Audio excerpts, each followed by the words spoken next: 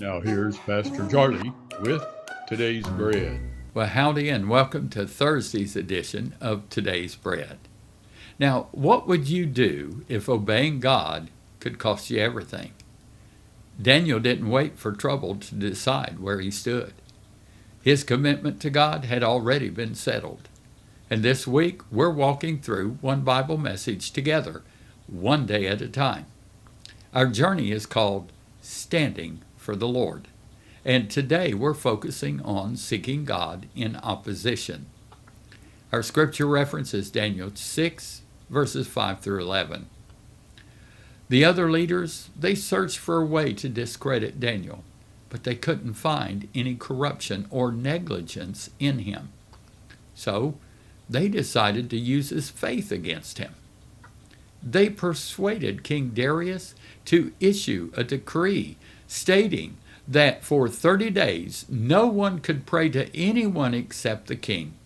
Anyone who disobeyed would be thrown into the lion's den.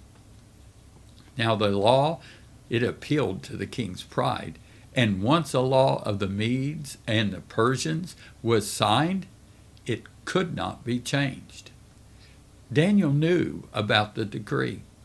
He understood the danger, but he also knew that praying to anyone other than God would violate his faith. So what did Daniel do?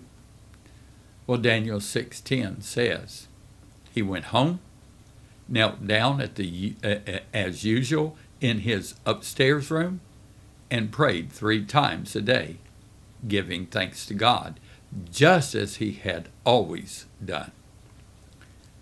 Daniel didn't begin praying because a crisis had come. Prayer was already part of his life. He didn't change his devotion when the circumstances changed. We should respect those in authority and live peaceably whenever possible. But God's authority is greater than every human authority. When we are commanded to disobey God, we must choose to obey God. Standing for the Lord may cost us relationships, opportunities, or the approval of others. For some believers, it has even meant persecution and death. Circumstances change. Opposition may rise, but God never changes, and He is always worthy of our devotion. This has been Today's Bread.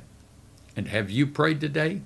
Well, Thursday's prayer focus for America is for strong marriages and families and for protection against cultural forces that seek to really damage and dismantle God's design for the family.